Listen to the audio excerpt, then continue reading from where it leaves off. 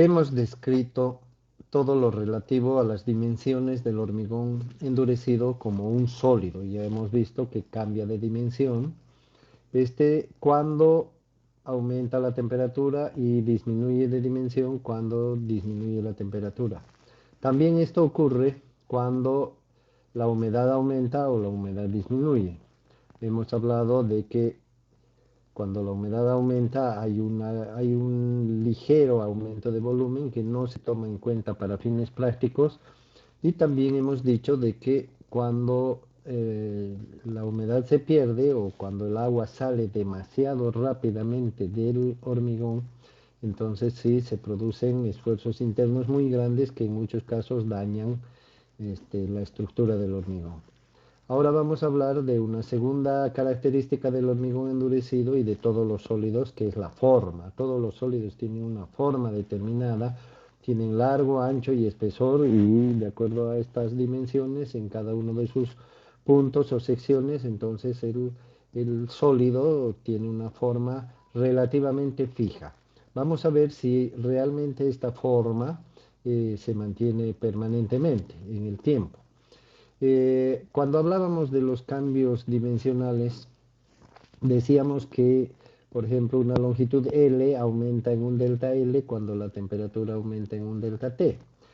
Y simplemente nos referíamos a una dimensión L porque generalizábamos el mismo concepto para las direcciones X y Z, es decir, que los cambios serían volumétricos, en el entendido de que el delta T o cambio de temperatura también se produce en todas direcciones. Si analizamos a fondo esta suposición, nos daremos cuenta de que en la realidad no es posible, porque la única manera de que un sólido sea afectado por un cambio de temperatura del medio ambiente que le rodea sería si es que este sólido está flotando en el espacio, ¿no es cierto? Está flotando en el aire. Entonces, si está flotando, por ejemplo, en esta habitación, y esta habitación aumenta de temperatura, entonces esa temperatura le va a afectar al sólido en todas direcciones y en todas sus caras y en todos los ejes, podríamos decir. Por lo tanto, hemos supuesto un aumento de volumen uniforme siempre que las dimensiones fueran las mismas. Podríamos referirnos, por ejemplo, para ser más específicos y más claros, a una esfera, una esfera sólida flotando en el aire. Si el aire aumenta de temperatura y eso afecta la temperatura del sólido, entonces la esfera va a aumentar de diámetro y lo va a hacer, como es una esfera, lo va a hacer de manera uniforme, ¿verdad? Y en cambio, si fuera un paralelepípedo, bueno, los cambios serían desiguales porque cada una de sus direcciones es distinta en longitud, por lo tanto también los cambios serían distintos, pero asumiríamos que los cambios son proporcionales y uniformes. Sin embargo, no es posible en la realidad que un sólido esté flotando en el espacio, por lo menos en la atmósfera terrestre, ¿verdad? Y en general los sólidos, si los asociamos con estructuras de hormigón, vamos a ver que están asentados en el suelo o asentados unos sobre otros, unas estructuras sobre otras. Por lo tanto, no existe eso de que el cambio de temperatura o el cambio de humedad sea uniforme y parejo en todo el perímetro, en toda la superficie, en todas las direcciones de los sólidos. Imaginemos un edificio está asentado sobre el suelo y parte del edificio está enterrado en la tierra, sus fundaciones están bajo el nivel de la superficie del terreno, por lo tanto, fíjense, las condiciones son diferentes en cada caso. En el suelo puede haber humedad y una cierta temperatura. Cuando salimos del suelo, esa temperatura cambia y también la orientación del edificio, si está una de las caras está dando al sol, estará más caliente que las otras caras que están en la sombra. Lo mismo si es que el sol se va moviendo durante el día, van a cambiar las temperaturas de diferente manera en las diferentes caras.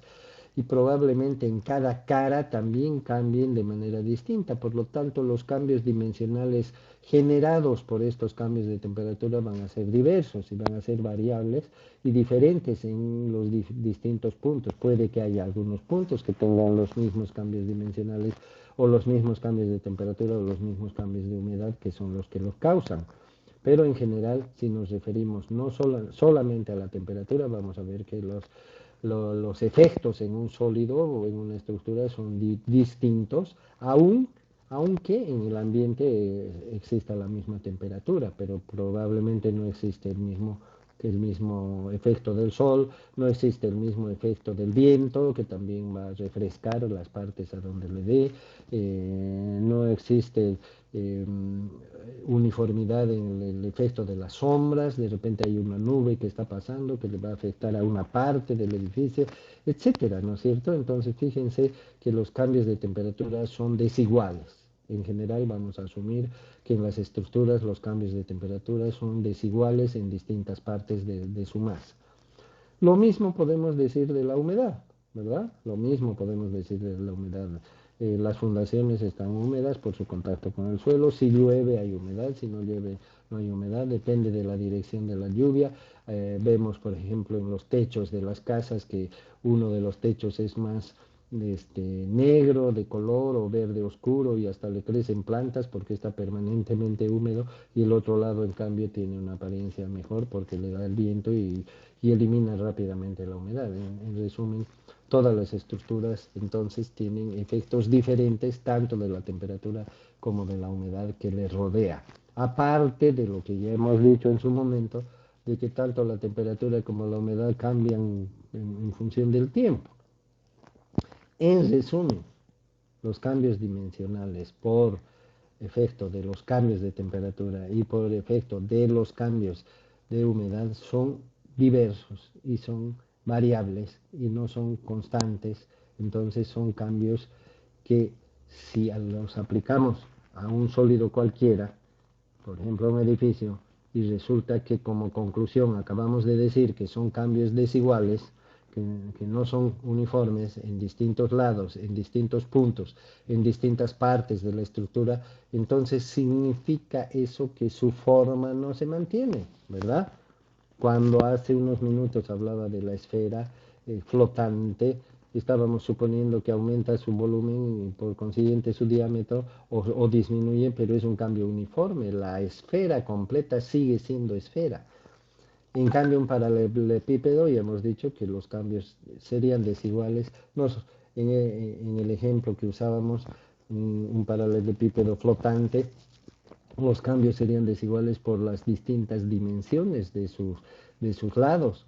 Y en el caso de que además los cambios de temperatura y los cambios de humedad sean distintos en distintos puntos de un sólido que no sea una esfera, entonces los cambios son completamente desiguales. Eso significa que su forma no se mantiene.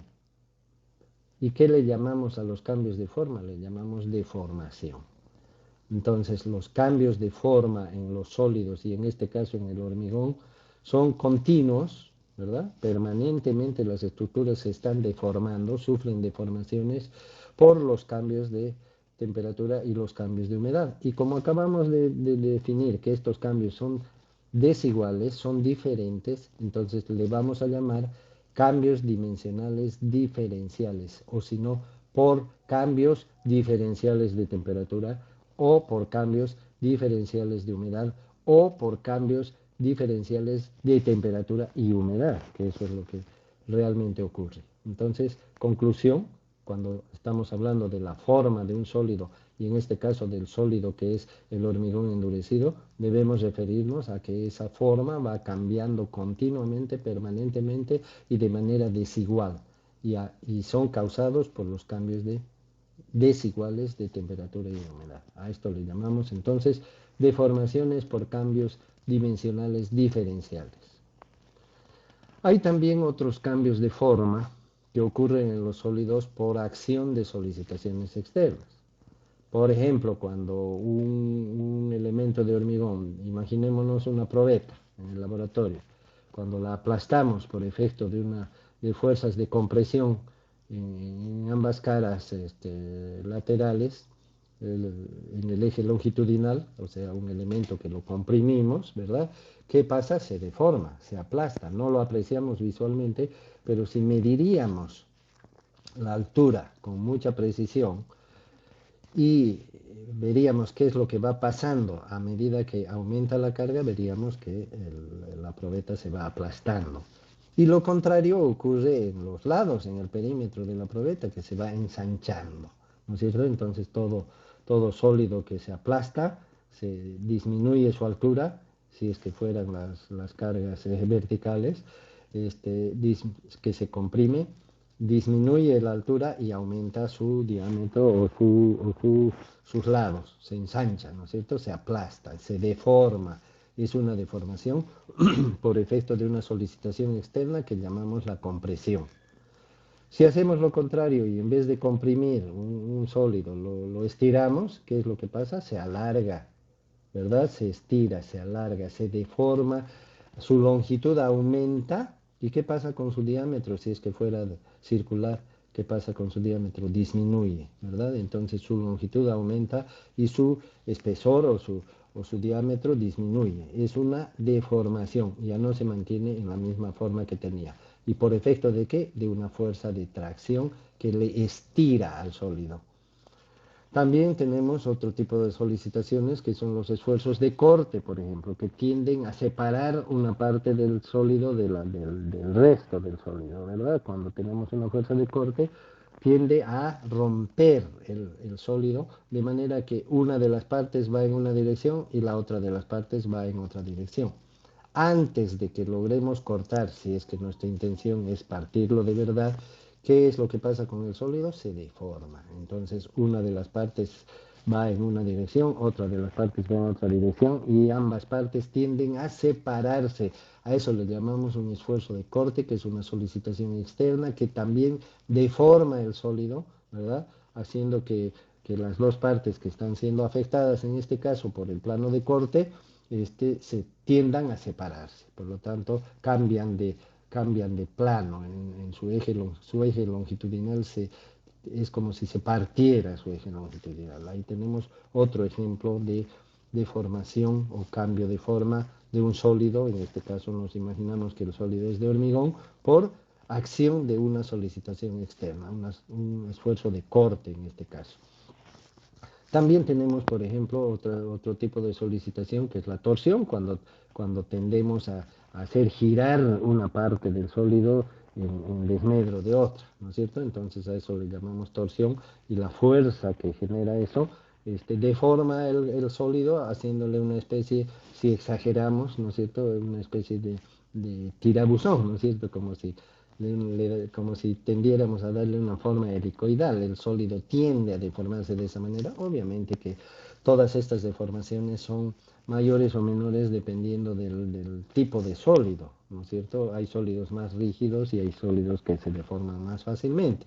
Por ejemplo, cuando hablábamos de la tracción, bien nos podríamos imaginar un sólido, el elástico, el famoso elástico que usan las costureras para las ropas, donde lo podemos estirar a grandes dimensiones, ¿verdad? Lo podemos estirar y es un cambio dimensional tremendo por efecto de una fuerza de tracción cuando lo estiramos. Entonces hemos mencionado la tracción, la compresión, la torsión y el corte como las solicitaciones externas básicas y conocidas. También hay otro tipo de solicitaciones, ¿no es cierto?, compuestas que generan compresión en una parte y tracción en otra, como por ejemplo la flexión. Si ponemos una barra apoyada en sus extremos y le ponemos una carga en medio, ¿qué pasa con la barra? Se deforma, ¿verdad? Las fibras interiores, eso lo estudiamos mucho en ingeniería, las fibras interiores se alargan, se traccionan y las fibras superiores se contraen, ¿verdad? Se achican. Entonces hay una deformación del sólido, es una deformación también causada, no estamos hablando ya de los cambios de temperatura, de los cambios de humedad es una deformación por efecto de solicitaciones externas. En este caso, a esa deformación le llamamos flecha, ¿no es cierto? Cuando estamos hablando de una losa, cuando estamos hablando de una viga que flexionada por cargas colocadas en su parte superior, entonces tiende a salirle una panza en la parte de abajo, una deformación, ¿verdad? Se tuerce la viga o la losa se deforma, le sale una deformación en la parte de abajo. ¿Por qué? Porque la carga está actuando arriba. Entonces la cara inferior se tracciona y la parte superior se contrae. ¿Qué es esto? Es una deformación, ya no es la viga original que estaba perfectamente alineada, ¿verdad? Ya no es la losa que estaba perfectamente plana, sino que tiene una deformación que está causada por una solicitación externa, en este caso una carga que la flexiona. Y así tenemos otras deformaciones y otras solicitaciones externas, por ejemplo, la flexocompresión también, ¿no? Cuando un elemento vertical, una columna, digamos, sufre una compresión y debido a su esbeltez, debido a su pequeña, a su sección bastante chica en relación a su longitud, entonces se deforma lateralmente, ¿verdad? Lo que llamamos el pandeo. Entonces esa también es una deformación causada por la compresión en un cuerpo alargado, en un sólido alargado. ¿Y qué es lo que le está causando eso? Una solicitación externa. Entonces, resumiendo, podemos decir que los sólidos, y en este caso el hormigón, se deforman permanentemente. ¿Qué pasa con un edificio? Un edificio está soportando todo el tiempo de día y de noche y 360 días, 365 días al año está soportando su propio peso, ¿verdad? Entonces está deformado de hecho por sí mismo. Y además, supongamos que sea un módulo universitario, todos los días cuando se pasaba a clase entra la gente y se aumenta la deformación, sale la gente, disminuye la deformación. En un aula hay gente, se deforma más, en otra aula no hay gente, se deforma menos, en un aula hay mucha gente, se deforma más que en otra aula que hay poca gente y así todo el tiempo están cambiando de forma los sólidos, en este caso las estructuras de hormigón, no solamente por los cambios permanentes de temperatura y los cambios permanentes de humedad que ocurren en su entorno y que afectan al sólido, porque no es el entorno el que se deforma, sino es el sólido por efecto de estos cambios, y también las deformaciones que ocurren o los cambios que ocurren en la forma del elemento por efecto de las acciones de cargas externas, de solicitaciones, lo que genera esfuerzos y deformaciones en el sólido. Entonces eso podríamos decir en cuanto a la forma de los sólidos y vamos a estudiar un poco cómo ocurren estas deformaciones por causa de las solicitaciones. Acá tenemos un gráfico muy ilustrativo, ¿verdad? Que nos muestra que cuando la carga es cero, acá tenemos las cargas, ¿sí? Y acá tenemos las deformaciones. Están expresadas por una presión, o sea, newton sobre metro cuadrado, en relación a una deformación unitaria que se llama, que sería en este caso epsilon, pero vamos a decir que son cargas versus deformaciones. Podemos apreciar que cuando la carga es cero, la deformación es cero. Cuando la carga aumenta, la deformación empieza a generarse, aumenta la carga, aumenta la deformación, y a medida que aumenta la carga, la deformación sigue creciendo.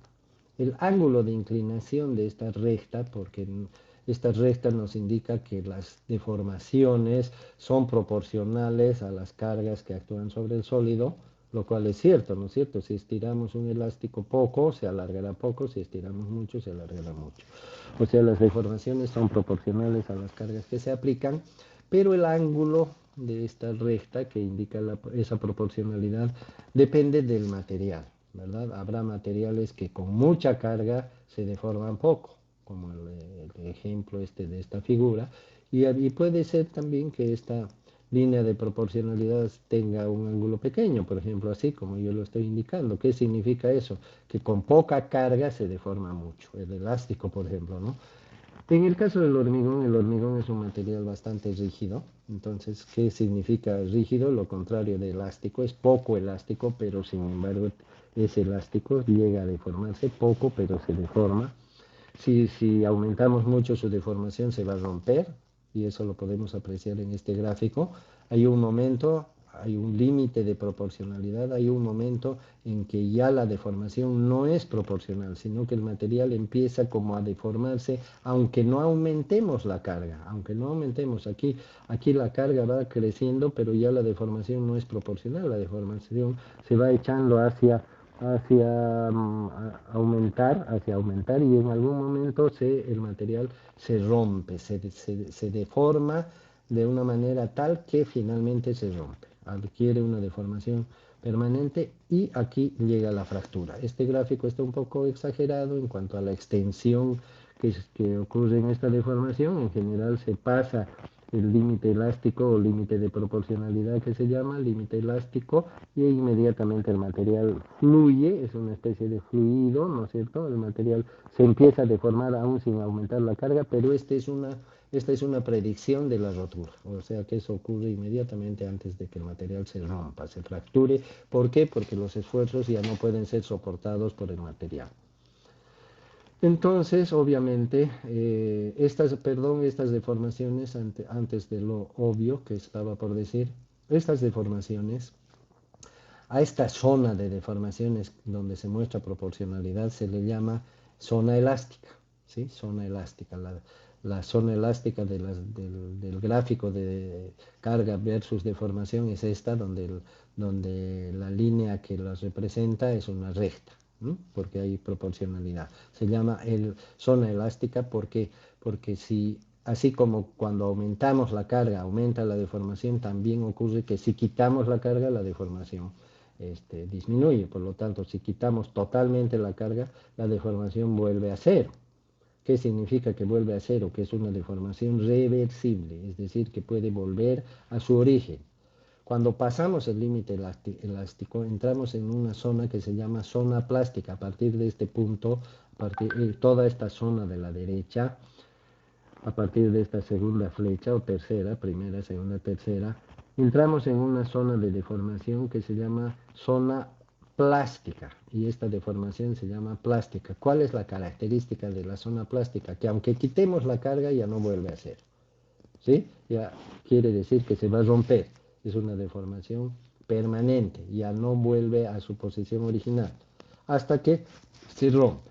Entonces hay una zona elástica, una zona plástica. La característica de la deformación elástica es que es reversible, la característica de la deformación plástica es que es irreversible y es un preludio previo a la fractura. Entonces es muy importante conocer esto. ¿Por qué es importante, jóvenes? Porque las estructuras que construimos de hormigón, en este caso, tienen mucho que ver con esto, ¿no es cierto? ¿Qué pasa si una estructura se rompe? Quiere decir que ha sobrepasado todos los límites previstos. Por lo tanto, el ingeniero tiene que tomar justamente esa prudencia, esa previsión de que las deformaciones no sobrepasen el límite de elasticidad. Entonces, obviamente que tampoco podemos darle cargas acá porque estamos desperdiciando gran parte del material. Lo ideal es aproximarse lo más posible al límite de elasticidad, asegurándonos de que no lo sobrepase. Esa sería la zona de trabajo normal, digamos, del diseño estructural, tratando de que nos mantengamos en la zona elástica. Obviamente, a mayor ambición, más proximidad al límite elástico, ¿no? Y tendremos que tomar todas las precauciones como para que no nos sobrepasemos en esto. Sin embargo, a pesar de esto, hay estructuras que se diseñan a límites mayores, es decir, hay estructuras que se diseñan inclusive pasándose del límite elástico. ¿Qué significa eso? Que se van a romper. Hay diseño estructural que en ciertos casos muy especiales, cuando las cargas son demasiado grandes o cuando no existe mucho cuidado en que pueda sufrir una pequeña fractura, entonces se llama diseño a la rotura y se puede diseñar estas estructuras inclusive estimando el espesor. Se sabe que se van a romper y se prevé que se van a romper, pero se coloca armadura de acero. Estamos hablando del hormigón, ¿no? Entonces se coloca armadura de acero para que en el momento que el hormigón falle y se rompa, el acero absorba esos esfuerzos adicionales que no ha podido soportar el hormigón. Por lo tanto, el hormigón se diseña a una deformación plástica, ocurre la deformación plástica, ocurre la fisuración, pero no se parte la estructura, no llega a romperse, tiene un límite y ese límite está previsto en el cálculo, inclusive hay cálculo a la rotura 1, cálculo a la rotura 2, donde la rotura 1 se puede prever el espesor de la fisura, se puede pronosticar hasta el espesor máximo de la fisura, 1 milímetro y hasta de 2 milímetros en el cálculo de la rotura 2. Entonces, fíjense, son las ambiciones del cálculo estructural cuando nos pasamos del límite elástico y generamos inclusive fisuramiento, rotura prevista, ¿no? Quiero decir a propósito. Obviamente son excepciones, no hay necesidad de meterse en ellas cuando no es prudente ni hay una razón lo suficientemente fuerte. Finalmente, mencionar de que los sólidos, si bien son elásticos y tienen esa cualidad de revertir su deformación cuando se retira la carga, también hay un elemento curioso en su comportamiento, que cuando una carga dura mucho tiempo, parecería que el sólido va perdiendo su cualidad elástica, va disminuyendo su cualidad elástica. O sea, si en una carga instantánea, digamos la de la figura, lo ponemos aquí, la carga, y retiramos la carga, el cuerpo vuelve a cero. Si la ponemos esta carga y la dejamos 5 años, probablemente la deformación cuando retiramos la carga ya no vuelve a cero, sino que se mantiene en un valor determinado. ¿Qué es lo que ha pasado? Que el sólido va perdiendo elasticidad con el tiempo cuando las cargas son permanentes. Se le llama deformación por cargas permanentes y tiene un nombre específico en el diseño estructural y se llama deformación por fluencia. ¿Qué es la fluencia entonces? Es una deformación por efecto de cargas permanentes. Cuando hablamos de cargas permanentes hablamos de años, ¿no? De una duración de años. ¿Cuál es una carga permanente? Por ejemplo, la carga permanente es la carga muerta, o sea, el peso propio de las estructuras, pero normalmente generan deformaciones pequeñas, ¿no? Porque las estructuras están calculadas para soportar cargas mucho mayores que su peso propio. Sin embargo, un ejemplo clásico son las galerías en Santa Cruz de las casitas antiguas, ¿no es cierto? Las taperitas, que en la ciudad hay todavía algunas y en las provincias se ven más, donde sobre los horcones están apoyadas las vigas y se nota una deformación tremenda y hay gente que se cruza la acera del frente porque tiene miedo que se caiga. ¿Qué son esas deformaciones? Son deformaciones causadas por el tiempo, o sea, deformaciones por fluencia. La madera nunca la pusieron así de torcida, ¿no? Pero con el tiempo perdió su cualidad. Si es que desmontamos la casa para demolerla, porque vamos a hacer una nueva construcción ahí, y sacamos el techo y sacamos esas vigas, no van a ser vigas rectas. Probablemente recuperen algo de su forma original, pero no van a recuperar su forma total. A eso se le llama entonces deformación a largo plazo, deformación por fluencia, ¿sí? Y luego el siguiente tema es la resistencia del hormigón, que es otra de sus cualidades cuando está en el estado endurecido. La resistencia es un concepto bastante particular y yo voy a permitirme dejar esta pequeña parte que está en este tema, que es apenas una introducción, me voy a permitir dejarla para hacer un enfoque global porque hay otros tipos de resistencia, este es uno de los tipos y la descripción se va a prolongar para el siguiente tema y prefiero hacer una explicación global, simplemente referirme a que la resistencia es la oposición que presenta todo material sólido a ser deformado, a ser roto, a ser afectado por cualquier factor externo que tienda a hacerle daño, que tienda a modificar su estructura, a modificar su masa. Cuando hablamos de eso, no solamente estamos hablando de las cargas que, como ya hemos visto, tienden a deformar el sólido e inclusive hasta romperlo, dependiendo de su magnitud, sino estamos hablando de todos los factores. Estamos hablando del fuego, estamos hablando del tiempo, de la durabilidad en el tiempo en el que pueden estar expuestos a muchísimos factores, humedad, etcétera. Entonces, la capacidad del material para soportar cualquier factor que tienda a destruirlo, a dañarlo, a eso se le llama resistencia. Es un concepto, la resistencia es un concepto integral, está muy relacionado con la calidad. Como estamos hablando de un hormigón endurecido, de una estructura que va a soportar cargas y va a soportar el paso del tiempo, estructuras que pueden durar, que deberían durar algunas 100 años o hasta más, estamos hablando de todos los factores que pueden afectarle durante todo ese tiempo. O sea que no hay que identificar la resistencia solamente como un factor de capacidad de soportar cargas, hay que identificarla como un factor representativo de la calidad. La resistencia es un factor representativo, un indicador de la calidad del hormigón endurecido y se refiere a todos los factores que pueden afectar su integridad, la integridad del material. A eso se refiere la resistencia. Estamos acostumbrados a medir la resistencia en las probetas que rompemos y eso nos hace pensar de que solamente debemos preocuparnos de eso. Sin embargo, las estructuras jóvenes tienen que durar en el tiempo y a eso se le llama durabilidad. ¿Qué es la durabilidad? Es la resistencia al paso del tiempo. ¿Y qué es el paso del tiempo? Es la sumatoria de todos los factores que durante un periodo determinado pueden afectar la integridad del material. Entonces, eso es la resistencia. Existen varios conceptos sobre la resistencia. Esta resistencia de diseño, que es el primer concepto, lo vamos a integrar con el siguiente tema.